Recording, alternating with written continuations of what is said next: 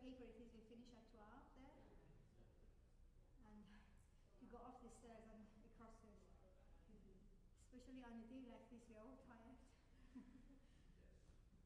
Hey, Robert.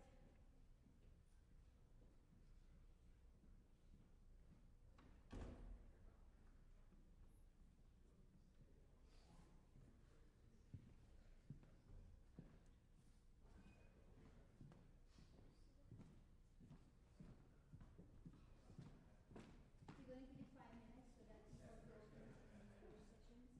Unless you want to make an entry. No. So that's okay. You want to come over there? Oh, that's so sweet of you. Yeah, let's just go from there. Together. We can sit on together. Where do you want us to sit? We can sit together. No show. I shouldn't. I'm not managing you. No, I'm only chairing you. I'm managing you. I'm chairing you. No, we can just meet here and then you say something. Yeah. Are you facing to our neighbors? I am. You come by train? Good. But actually, I don't understand because the train takes forever. Well, when I was studying, it used to be shorter because there were less stops. Now they're adding more stops, so you just It takes for absolutely forever. We did a train last time. They got to leave the car and get so slow. I said, I could get out. Walk. I would probably be. Yeah. And then Canada needs to do something about my school. You should elect me. Well, are you going to be? Nominated. I've been constantly saying that. Especially that down there election. Yes. Yeah. So I didn't invite Mary Chow to our ceremony. She said she's like, so I'm not. I'm like, please come.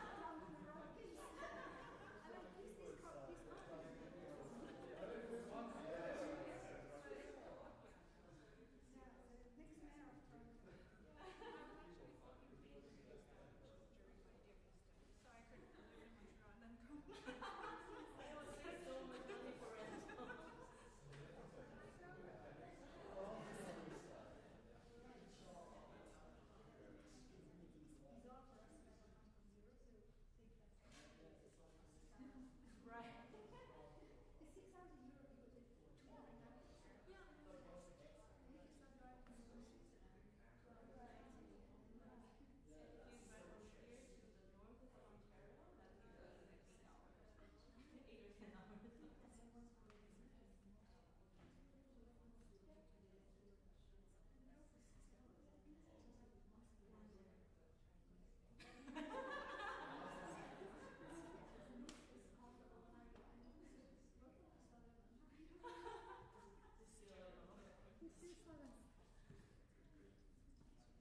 Is it a long minute or a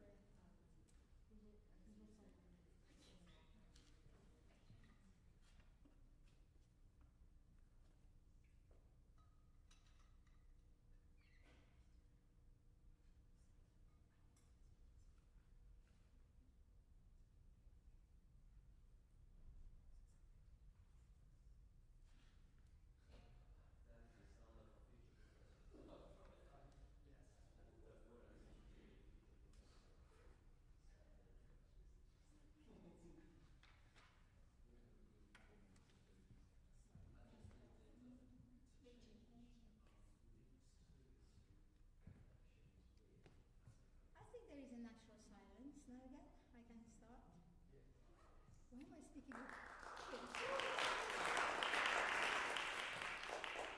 Thanks. Thank you so much for coming to the final session of our conference. It's been a long and winding road for 4 days, and thanks.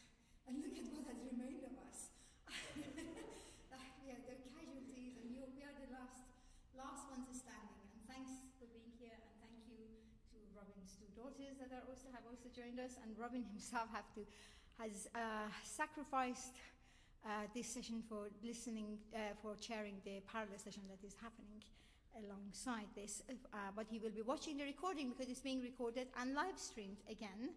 So we can, and I'm hoping that, and I know that some of our delegates that left earlier, they said that they were going to watch from home. So we are going to very appropriately finish with making music again, because we were always trying to hear music as much as talking about music, and it's going to be a cross-cultural a dialogue bridging Chinese narrative and Western compositional style in piano duo music. We have a Sirius piano duo, and I'd like to introduce them very briefly. Founded in 2019 by the pianists Pei-Chen and Mengjie Xiong, the Sirius piano duo bridges Canadian and Chinese cultures by presenting works by composers from both nations to showcase the duo's shared and distinct musical traditions. Their performances seamlessly blend classical music with genres like pop and traditional Chinese folk music, often featuring original, innovative arrangements for the piano duo. By collaborating with established and emerging artists, they create performances that resonate with multicultural perspectives and inspire deeper understanding through music. They actively perform both locally and internationally, with recent highlights including appearances at the Australasian Piano Pedagogy Conference, the University of Toronto New Music Festival, and I think you're coming back again there this year, aren't you? Yeah. The Canadian University Music Society, MUSCAN, the National Conference on Keyboard Pedagogy, and the Canadian Federation of Music Teachers Associations. We are very, very happy to have them here, and I'm so happy that we are finishing with such a wonderful program. Please welcome.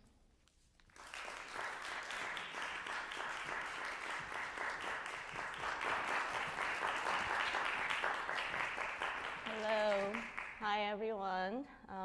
Welcome to our lecture recital today. I am Pei-Chen, and this is Mengjie Xiong. So we are very grateful to be part of this conference, and before we begin, we'd just like to say a big thank you to Professor Robin Elliott and Dr. Michelle Esai for organizing this amazing event, and you did so well. You did an amazing job. Thank you so much. And of course, today is Mother's Day, so happy Mother's Day to everyone. Although we are not with our mother today, but the music that we are going to share is closely connected to home and where we come from. So now we live in multicultural cities. I'm in Toronto and Mengjie is in Montreal, where diverse musical traditions meet and shape how we listen, learn, and perform.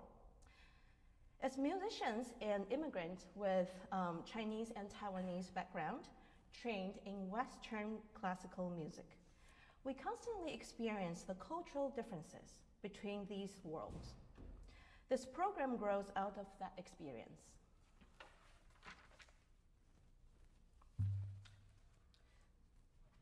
Today, we will briefly explore 3 ideas to guide your listening.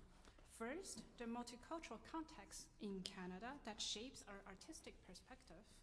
Second, the introduction of Western music and piano to China.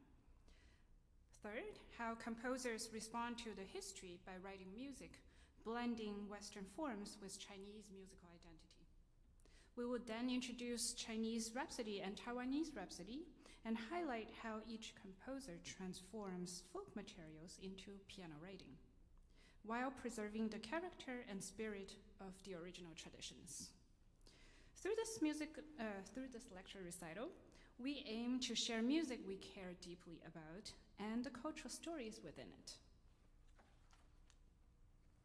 So to begin, we will like to step back and examine the broader cultural landscape that shaped this program. In Canada's major cities, especially Toronto, Vancouver, and Montreal, we are part of a uniquely diverse population where many cultural traditions meet and interact in everyday life. According to Statistics Canada, recent immigration pattern shows a clear shift. The 2026 census is currently underway, but based on the most recent available census data from 2021, about 62% immigrants to Canada were born in Asia. Over 3.4 million individuals reported full or partial East or Southeast Asian background, with the largest communities being Chinese, Filipino, Vietnamese, and Korean. For many of these communities, cultural influences continue to shape family life, education, and artistic expression. Chinese cultural values remain present in subtle but meaningful ways. Taking time to understand these traditions can foster deeper connections and create a more inclusive environment, both socially and musically.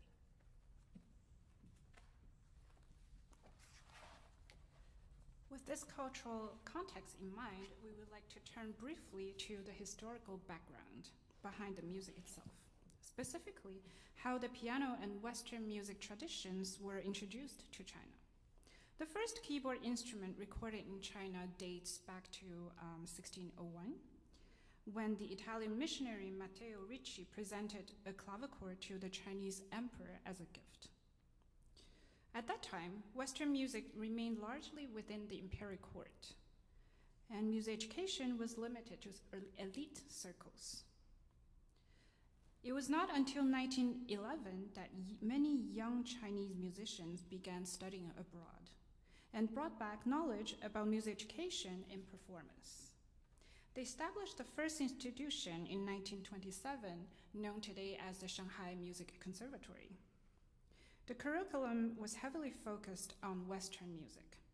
However, many musicians stressed the importance of preserving Chinese music. So in 1949, the government launched a campaign to promote traditional music. And as a result, many piano compositions written in the following years drew inspirations from the folk melodies of China's ethnic groups. This growing focus on folk traditions brings us to a broader question of what folk music represents. Folk music plays an important role in preserving cultural heritage and identity. It connects music to language, celebration, ritual, and shared experience, carrying cultural memory across generations. This idea is also reflected in the work of UNESCO, which recognizes music as an important part of intangible cultural heritage and cultural continuity. This becomes especially important today as music travels more quickly through the internet and technology. Traditions can sometimes be simplified or lose their context. Listening more closely allows us to better understand the depth of each tradition and the stories and memories it carries.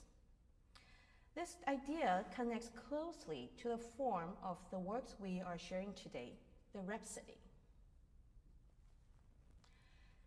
The word rhapsody comes from ancient Greek poetry. In music, it first appeared in the 18th century and gradually developed into a form that is often virtuosic and improvisational. Over time, some pieces took on more descriptive titles, and while certain works followed an ABA structure, the form remained flexible.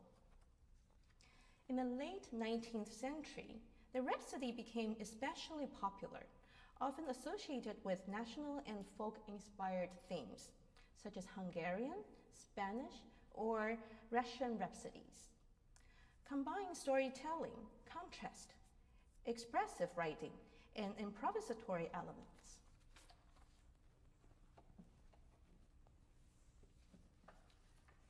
With this broader cultural and historical background, we now turn to a composer whose works bring these ideas together. Based in Toronto, the Canadian-Chinese composer An Lun-Huang has led a remarkable music life. He comes from a distinguished music family. His father was a student of Paul Hindemith. Huang began his musical training at a young age at the Central Conservatory of Music in Beijing. During the Cultural Revolution in the mid-1960s, when the public performance was severely restricted, he turned towards composing and collecting folk music. This period had a lasting impact on his artistic voice. Soon, he gained recognition in China for his compositional work. In the 1980s, he was sent to Canada, UK, and the United States for further study. His extensive repertoire spans nearly every genre, reflecting his lifelong commitment to promoting Chinese music on the international stage. Chinese Rhapsody No. 2, Opus 18A, is one of Huang's most notable works. It has received several awards and continues to be widely performed. The piece is part of a larger collection of 14 Chinese rhapsodies, each drawing on folk traditions from different regions and ethnic communities. Written during the Cultural Revolution, the Rhapsody No. 2 reflects a particularly intense historical moment. At a time when artistic expression was heavily restricted, the composer turned to the rhapsody as a powerful outlet. Inspired by the rhapsodies of Franz Liszt, the composer uses the form to convey a wide range of emotions, including nostalgia, passion, tension, and a deep longing for freedom. Chinese Rhapsody No. 2 is written in 2 movements, prelude and dance, and draws on music from the Taiwanese indigenous Amis tribe. Today we will focus on the prelude, the first movement, which is based on a children's folk song, Ma Fu Ting Chi Mama. The direct translation into English is Father Goes Fishing. Huang encountered this song through a Taiwanese classmate back in 1973, who sang and explained it to him in detail.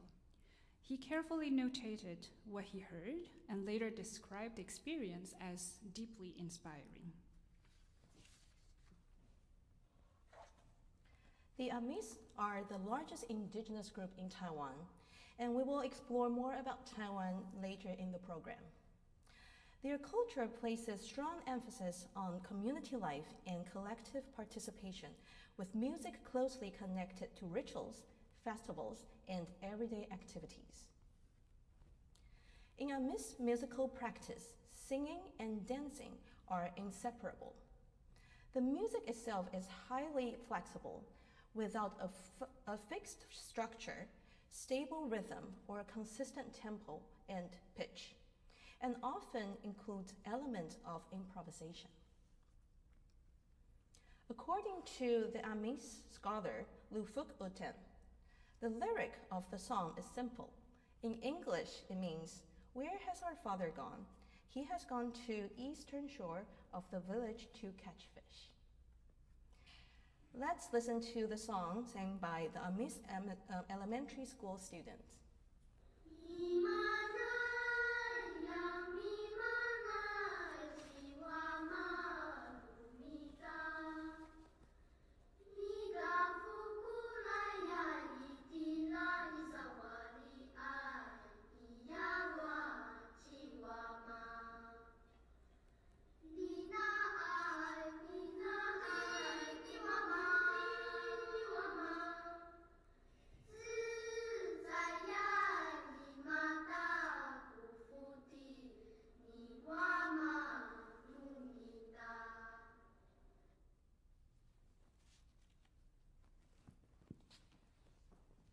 We can now analyze how the form, tonality, and rhythm transform this material in the Chinese Rhapsody No. 2.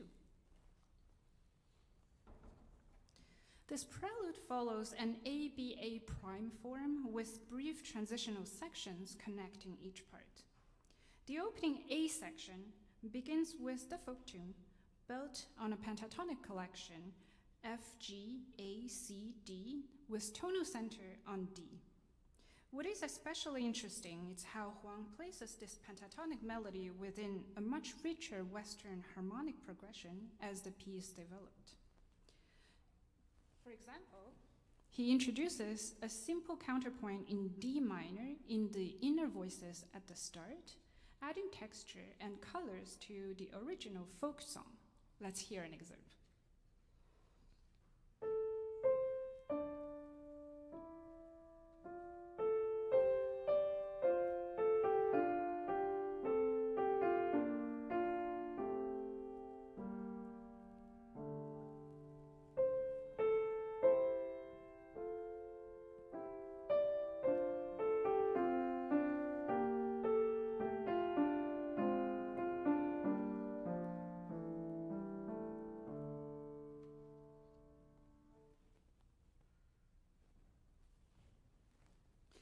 In the B section, beginning around measure 49, the harmonic language becomes much thicker and suggests a clearer Western tonality.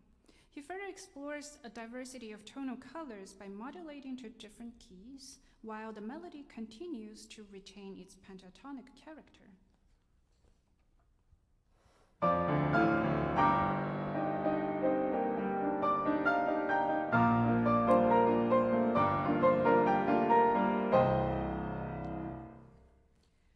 What we hear then, it's not a simple use of pentatonic melody, but a combination of two systems, the clarity and openness of pentatonic writing and the tension and direction of Western harmony.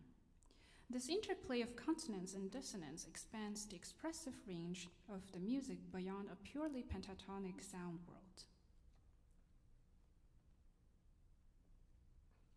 In contrast to the lyrical melody, the accompaniment features continuous syncopation throughout the entire piece to create instability and forward momentum. The syncopation starts with a single D, gradually expanding into intervals, three-note chords,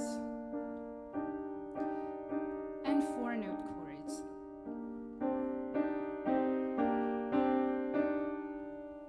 As it builds towards the climax before slowly returning to the initial D. The rhythmic pulse of the accompaniment provides a sense of continuity while the melody moves freely above it. According to Huang, this recurring D serves as a witness to the emotional progression of the work, from nostalgia and fantasy to anger and rage, before ultimately returning to calmness. This idea of texture and interaction also shapes how we approach this piece as performers. Originally written for piano solo, we rearrange it, this rhapsody, for piano duet. Arranging music for four hands or two pianos became especially common in the 18th and 19th centuries before recordings existed, helping bring large-scale works into homes and smaller concert places. These arrangements made repertoire more accessible and social to perform. Musicians such as Carl Czerny, Franz Liszt, played an important role in circulating music in this way. Arrangement remains meaningful in 20th and 21st centuries. Composers such as Maurice Ravel and Samuel Barber created multiple versions of their own works, while performers such as Anderson and Rowe continue this tradition through modern transcriptions that honor the spirit of the originals while offering new perspectives.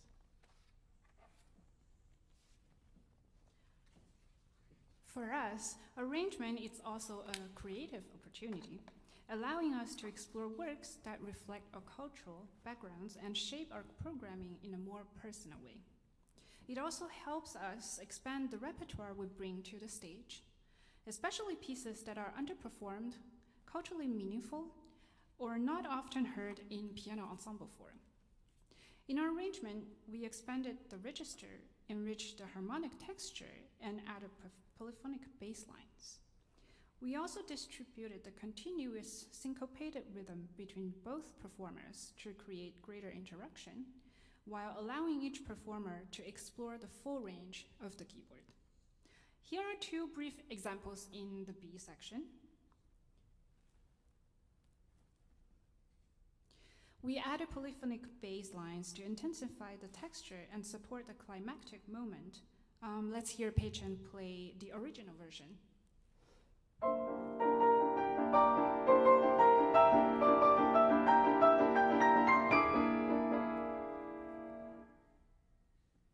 Now the arranged version with the bass line, at the same time to increase interaction, we pass the syncopated rhythm between us and incorporated crossover techniques in several places, requiring a seamless connection.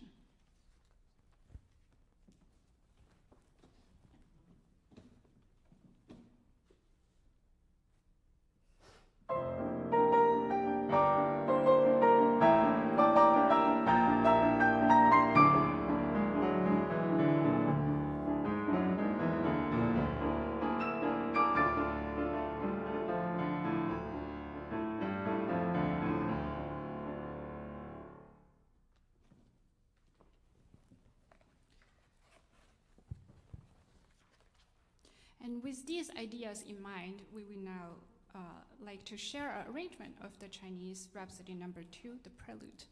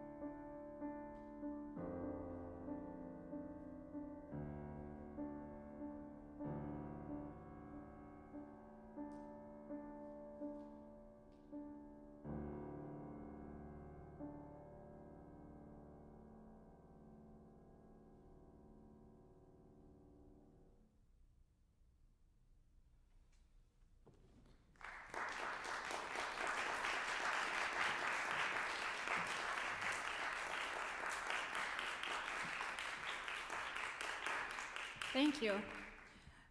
We now turn to a different perspective on a similar idea, how composers draw on cultural identity and lived experience through music. The next composition is by the Taiwanese composer Huang. His work brings together composition, violin teaching, and performance, reflecting a deep connection to the landscapes, cultural spirit, and everyday life of Taiwan. Much of his music is written within Western classical forms while remaining closely tied to the Taiwanese identity. His style is often lyrical and melodic, with a strong sense of narrative and imagery. Before we introduce to the piece itself, it may be helpful to briefly understand the cultural background of Taiwan. Taiwan is an island in the Western Pacific between Japan and Philippines, with a population of 23 million. It is shaped by a rich mixed cultures, languages, and histories. Taiwan is a home to 16 recognized indigenous groups, each with its own traditions, languages, and cultural practices. Over time, Taiwan has been shaped by many historical and cultural influences, including early European contact, Japanese colonial rule, and the arrival of about 1.2 million people from mainland China in the 1940s. Today, Mandarin Chinese is the official language alongside Minnan, Hakka, and many indigenous languages. This layered cultural background is an important part of how Taiwanese composers, including Huang, understand identity and musical expression. It also shapes Taiwan's story traditions, where Chinese, indigenous, and local cultural influences often coexist and interact. Taiwanese folktales often feature spirit and encounters between humans and the natural world, shaped by both Chinese and indigenous traditions. These stories often unfold through changing scenes, imagery, and contrasting atmospheres.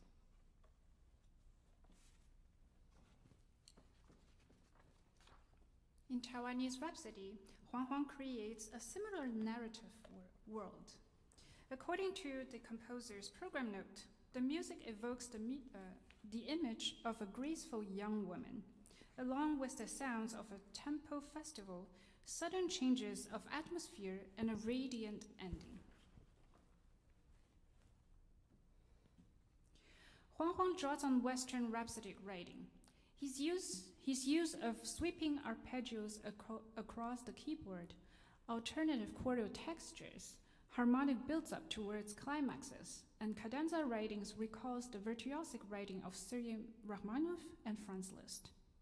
These gestures, often associated with the Romantic piano tradition, are combined with the Taiwanese musical elements. The result is a work that moves between different musical languages while maintaining a strong sense of identity. Although the work follows a ternary structure with an introduction and a coda, it unfolds a sequence of scenes.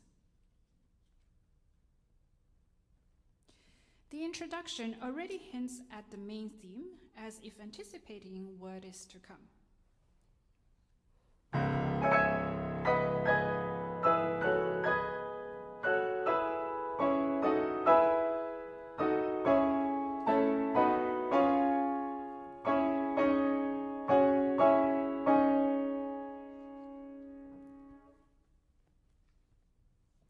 In the A section, set in G sharp minor, we hear a gentle lyrical theme like the graceful young woman emerging from a dream with light, drifting steps.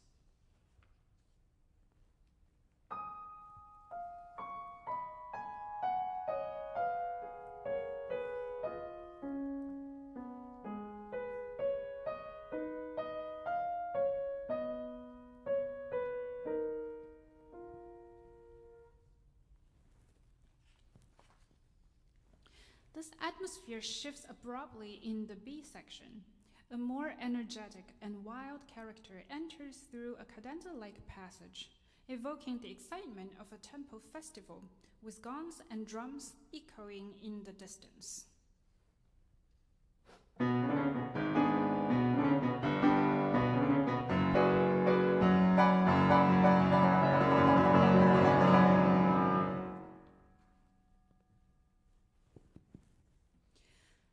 The energy of the B section is closely connected to the Taiwanese temple culture. Temple life in Taiwan is not only religious, but also social and cultural. Influenced by Buddhism, Taoism, and folk beliefs, temples serve as centers for festivals, processions, music, and community gatherings. During temple festivals, gun and drum ensembles create a vibrant and driven rhythmic energy. The drum provides pulse and momentum, while gongs and cymbals add sharp, resonant accents. These sounds evoke movement, procession, and celebration. And let's hear an excerpt of the ensemble.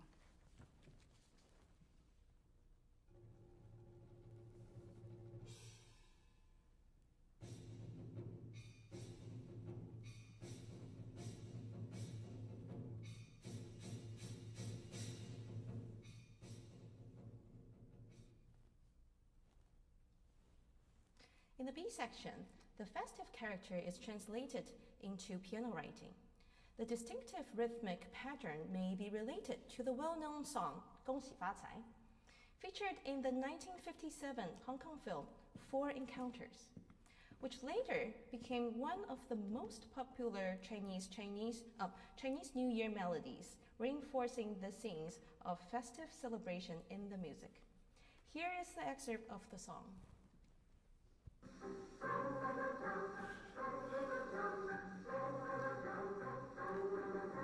I see people are dancing there. And now hear how Huang Huang transformed this festive musical character into piano writing.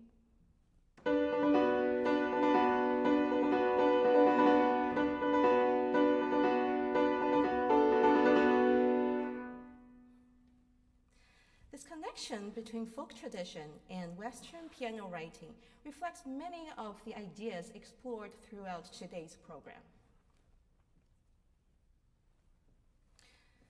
To conclude, as performers, we are drawn into intimate narrative space, engaging with the music as a medium through which we communicate the two cultures that shape our identities.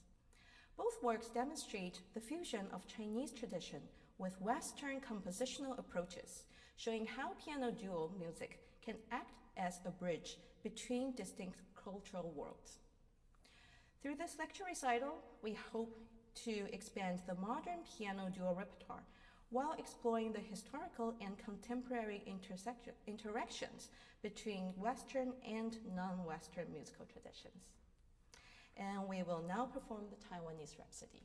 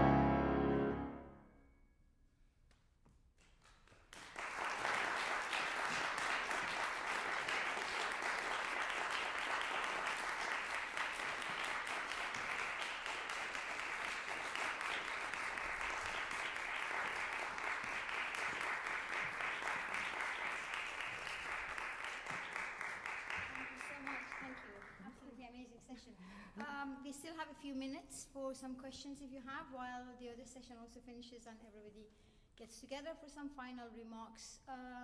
Anybody, any question or any remarks or any comments? Yes, I can't, is that Anna? Sorry, the light is in my eye. Go ahead, Anna. Thank you very much. Coming here was like a cake, and this is a cherry on top.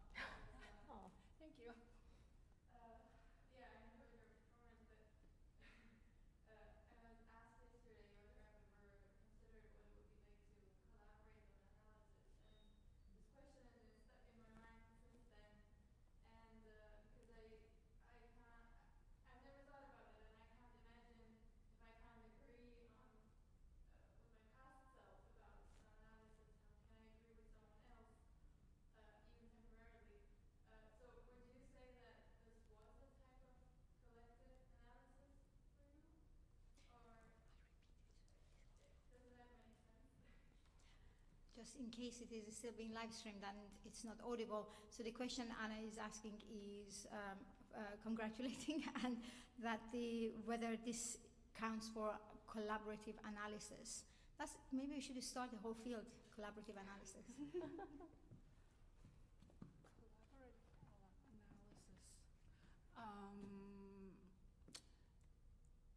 Actually, I think these pieces came from our own interest in the first place, and as we were collecting all the composers' information and we were able to contact them, it was just very inspiring for us to know more, because oftentimes we work on pieces that we cannot talk to composers anymore, and a lot of times we just based on the writings that are available, but also a lot on our imaginations. And I think doing this work helped us to understand better how they were written and under what circumstances they were written. And especially if I think about the Huang Anlun's piece, it was written during a period that nobody here, I guess, actually experienced.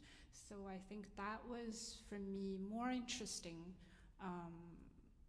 than just analyzing by ourselves, if that any answers to your question. To add on top of that piece, honestly, at the very first time when we heard that piece, we thought the original piece was come from the other pieces called 在那遥远的地方, if you know that piece. The tune just sounds like it. Very similar. Yeah, so then we thought that's the inspiration.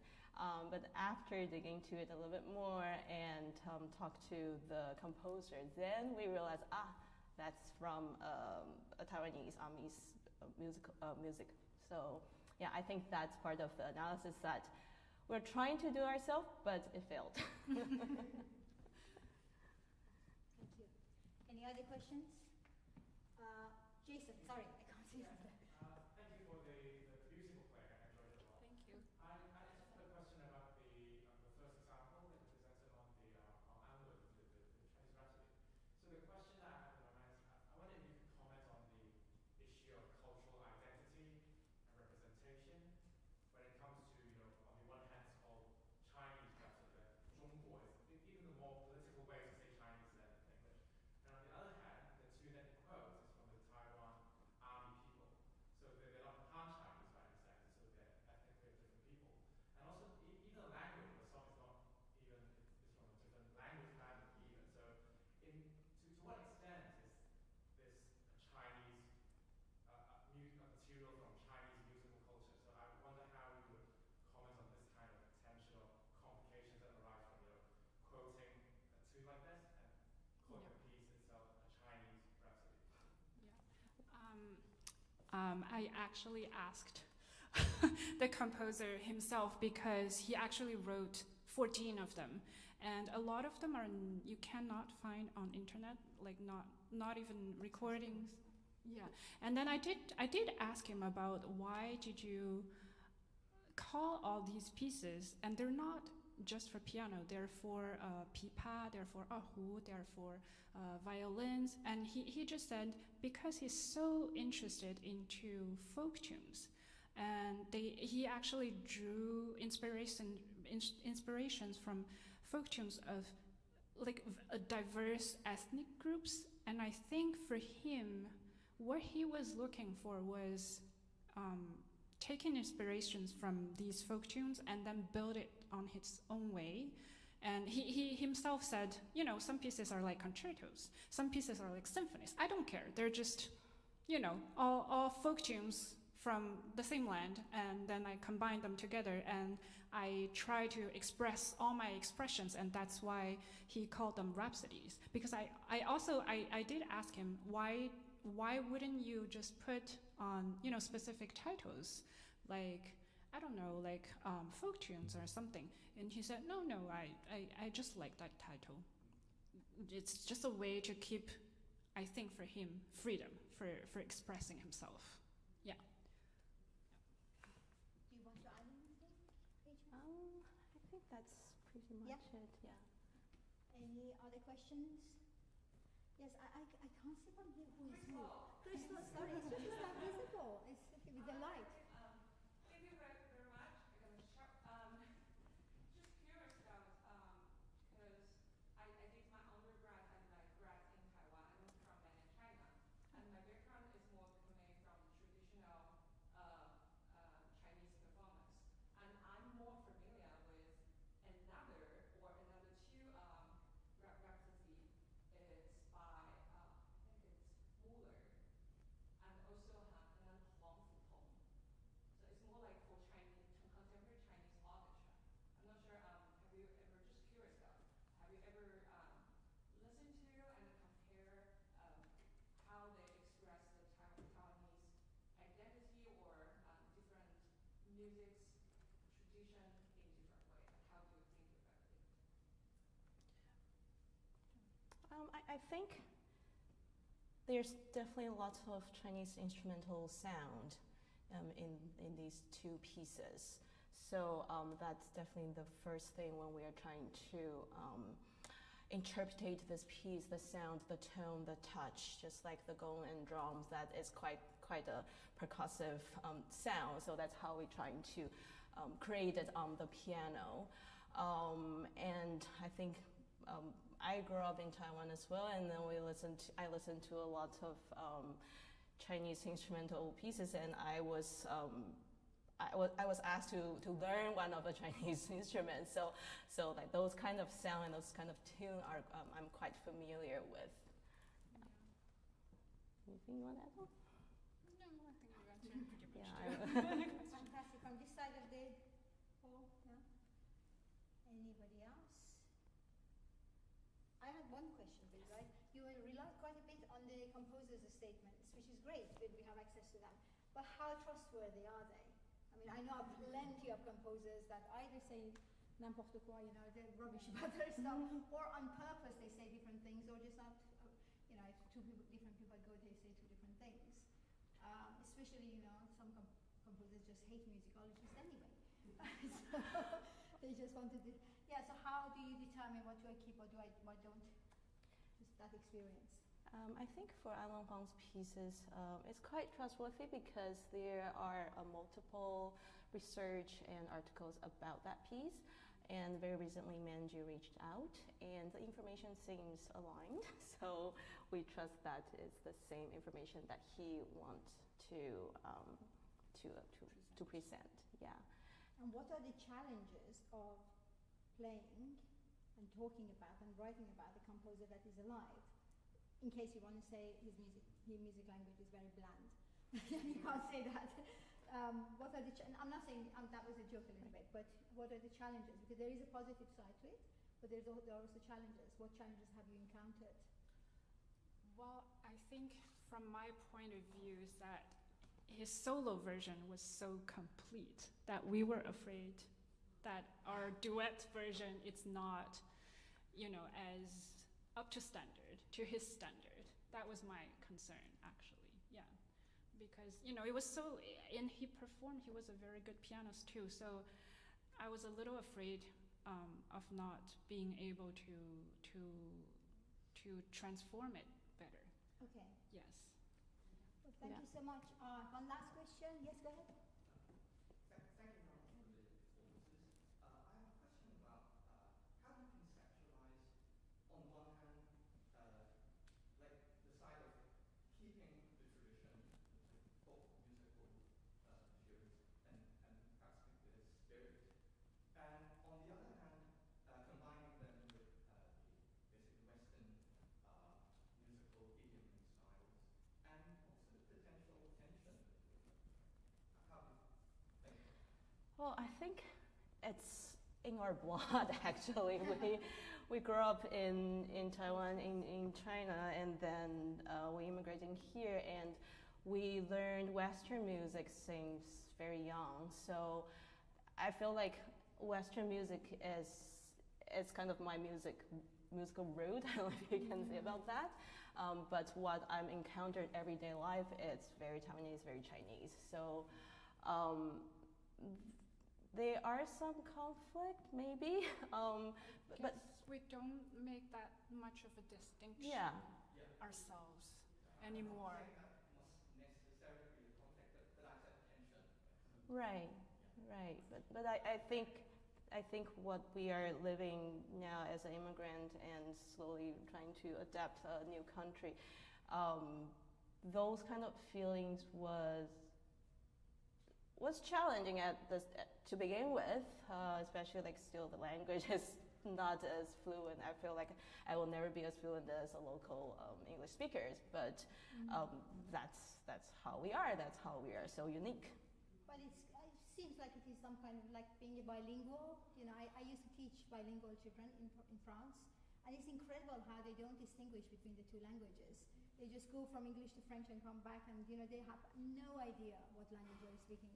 I was jealous, but I guess it's got something like that both of them are in your DNA, and you kind of don't distinguish fully. But of course, nature and nurture, because maybe if they grow up, you know, in France, it would be French would be a little bit easier the other around. Anyway, thank you so much. First of all, I want to have a round of applause for our performers.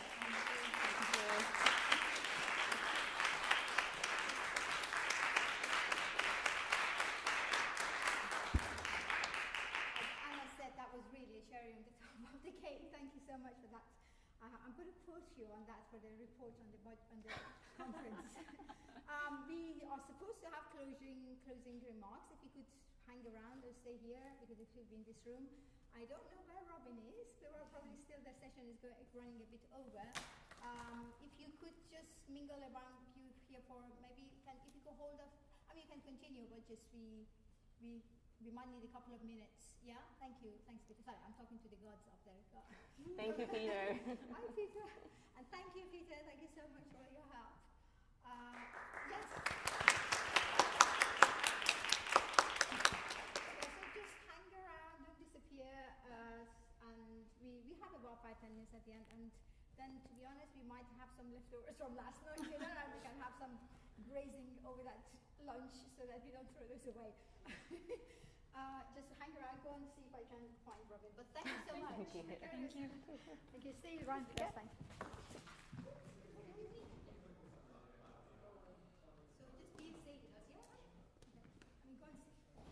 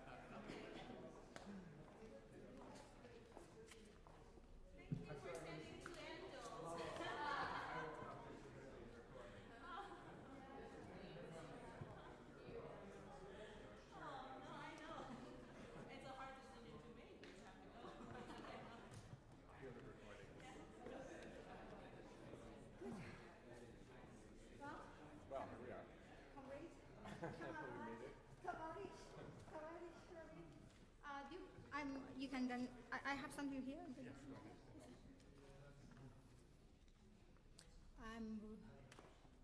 I'm aware that some of us here have to go to opera, so I'm going to start soon.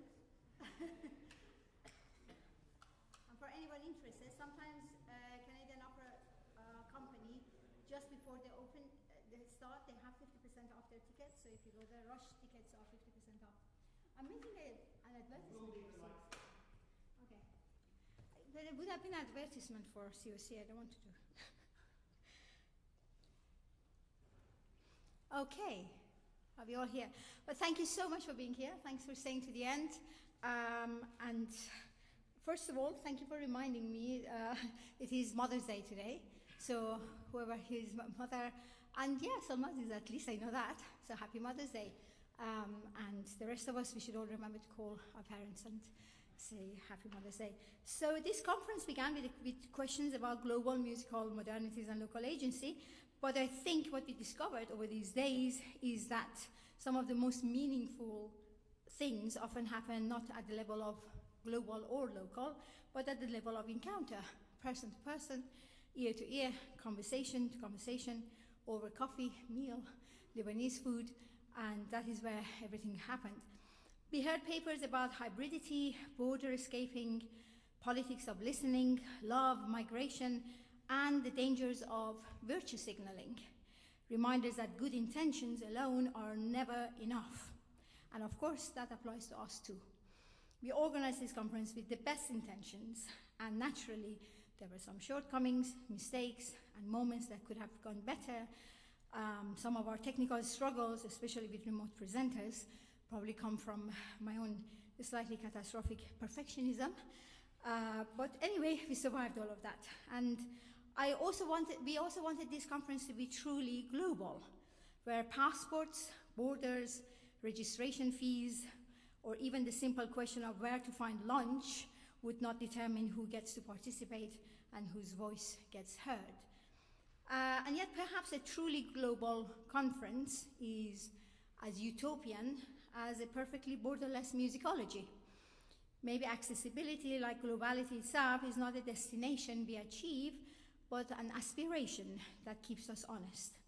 Something we continue probing, interrogating, pushing towards, much like the very modernities that we have been discussing here. I kept thinking back to Daniel Schuer's reflections on doing nothing, or perhaps doing less in order to hear more. And conferences like this, conferences often feel like frantic performances of productivity, but some of the most important moments here happened in the pauses, over coffees and meals, in corridors, in these buzzing conversations that filled this building with life. Every lunchtime I found myself, and I shared that with Robin, and he had the same feeling, that we found ourselves listening with so much joy to the sound of people exchanging, disagreeing, laughing, connecting. And that hum of conviviality may actually have been the conference's true keynote, with all due respect, Daniel. And what a remarkable series of encounters we have had. Wissam Bustani reminded us what it means to begin again every day, and how music can carry love, vulnerability, and generosity more powerfully than any theoretical vocabulary ever could. Ibe Goyan and Wissam gave us performances that expanded the conference beyond discourse into experience itself. And to quote Wissam from our conversation this morning at the breakfast time, we talked about arteries instead of boundaries. And I think that image stayed with me quite a lot. Music not as wall but, or category, but as circulation, relation, movement, breath. Okay, so this morning I had a very quick look at our SureCap grant application. It's very wordy, it's very long, and I was trying to see, did we do any of these or not? You know, because we have to write probably something, I don't know. So, I don't know, Daniel Chua keynote, check, and amazingly check. Thank you so much, Daniel.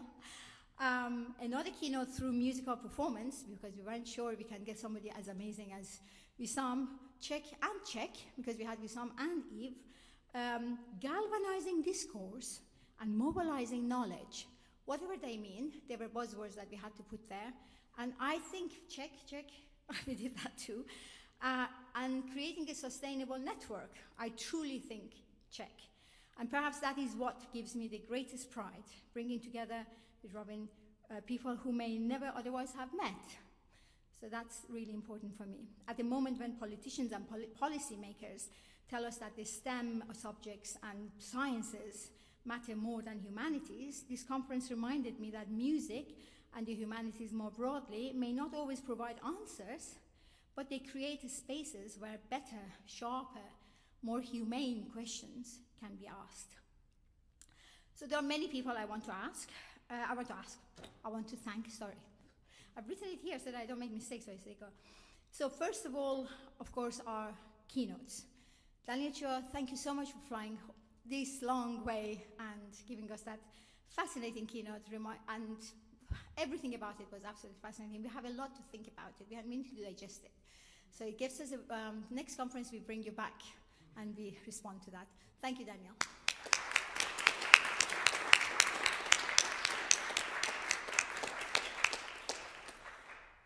Eva Goyan is not here, but I'd like to thank her in absentia, and her concert was absolutely amazing. It was a chance to hear music I hadn't heard before, and to also see how this Armenian identity shows itself in different contexts.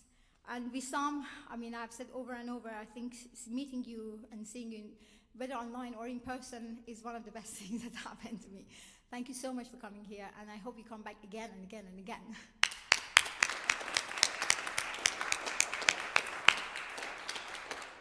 And to all of you, I have to say thank you so much, whether you were speakers or listening, and especially actually to those who came to listen only. Thank you so much. But thanks for bringing your experiences, your knowledge, and yeah, I like to have a round of applause for all of you as well.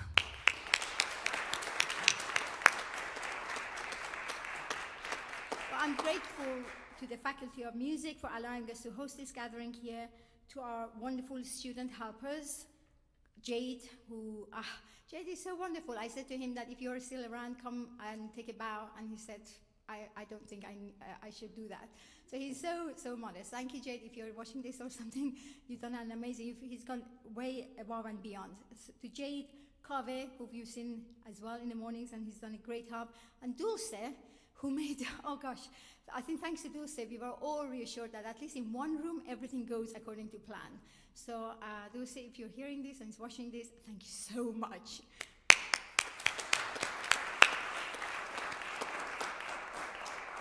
And to Luki, up there, staying on to the bitter end. Thank you, Luki. That's so typical of you. Yes, our student assistant, organizing committee member, and genuinely one of the most wonderful people imaginable. We have been unbelievably lucky to have Luki since the very beginning of Guam, because she was also absolutely crucial during the Chicago conference, and on both occasions has somehow survived my 4 a.m. emails almost on daily basis, except that when it was in Chicago, at least, the hour difference would make it, I think, 5 or something, so it was a little bit more civilized, but thank you. And this alone, I think, deserves a big reward. Thanks. And to David, which I forgot to thank yesterday, David Fanning, sitting here, I want to say our student assistant. Sorry, I'm reading the wrong line. He's my husband, but he's also Professor Emeritus from University of Manchester. He's one of the very few things I have unquestionably got right in my life, which is otherwise filled with glorious mistakes. David, I love you, thank you, and now please help us edit the essay collection. David is author of many books and collection of essays, so he has absolutely no excuse. So to David.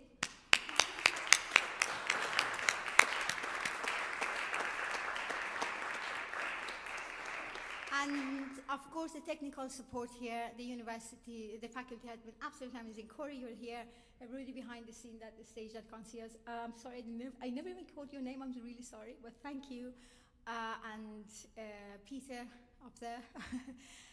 Yes, you have all been really, really, really helpful. Thank you so much, and everybody else. And to Ghazal for giving us all those wonderful Lebanese food that we had every evening. And finally, I might have left some people, and of course to our providers and to Art Shirk and Jackman Humanities. Sorry, I keep putting you last. But after all of those, Robin. Now, Robin. I thought a long time, and I honestly don't know how to express my gratitude properly. So I decided I won't. I won't thank you, because it's just not enough. I couldn't find any words, and I'm kind of, they say I'm good at writing, so I write poetically often. I couldn't find any way that I could put these together. But I thought I can put it like this, on my own personal experience. When my family emigrated to Toronto in 2003, I tried very hard to fit in. I couldn't. And I went back to Europe, and another lifetime later, I tried again in 2022. And it was again, quite frankly, quite a disaster for different reasons. And just as I was close to giving up entirely, there came this unexpected ray of hope. I can say with complete conviction that if it were not for Robin, I probably would have given up on Canada again. If there is one person who still makes me believe and still makes me try, it is Robin. Thank you for being exactly who you are, the most compassionate person, caring, selfless, and just overall absolutely amazing person in the world. Thank you.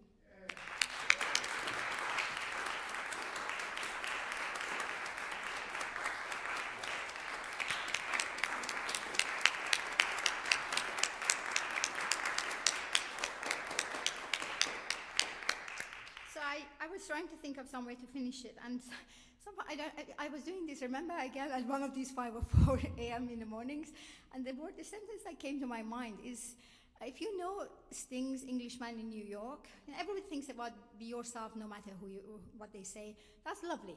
But it finishes with a little quote from Quentin Crisp, who inspired the song. And he says, I'm kind of a little bit doing a little censorship because it's got a word that I shouldn't say probably. He says, where is that? If I have one ambition, it would be to meet everybody in the world before I die. And I'm not doing badly. So kind of my ambition as well. And I want to thank you, because thanks to you, I have met quite a few more people in this world before I die. And I hope we all continue to have more and more meeting of this and meet more and more people. So thank you so much. Safe travels wherever you're going. And let's continue these encounters and sharings and talks beyond this conference. Thank you.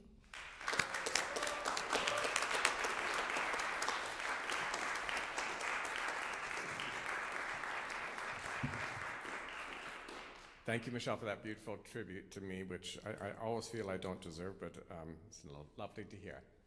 We have omitted one person from the thanks, and as I said at the roundtable last night, the entire conference was really Michelle's intellectual property, which I am happy to share in, but I must give full credit to Michelle for the idea of the conference, for the contacts that she has brought to bear in bringing us all together, and for her just incredible hard work over the last, when did we start this? 6 months ago or something? No, much more than that. 2 years ago. Whenever it started, it's been a lot of work, but it's been a pleasure to work with Michelle on this. We put this call for papers out not knowing would 5 people respond, how many people are going to come.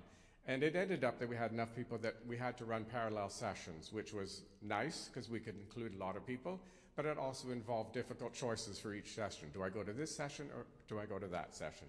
And so we missed half the conference, each of us. I think collectively between David, Michelle, and I, we're going to compare notes, but I think we may have been to all the papers between the 3 of us.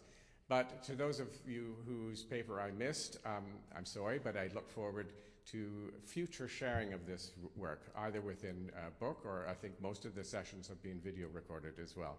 So, and I'm sorry that I've missed Pei-Chen and Mengjie's recital, but I'll get to see the recording of that.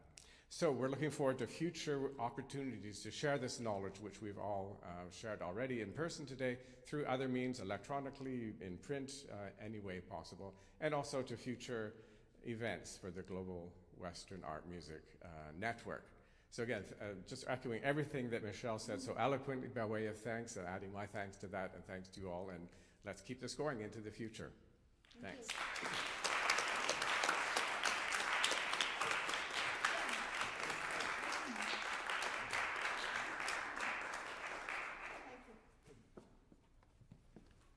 And Daniel, you should go. Take Take care of yourself. Take care. Yes, you have to go. Go on. Go, go, go. Run.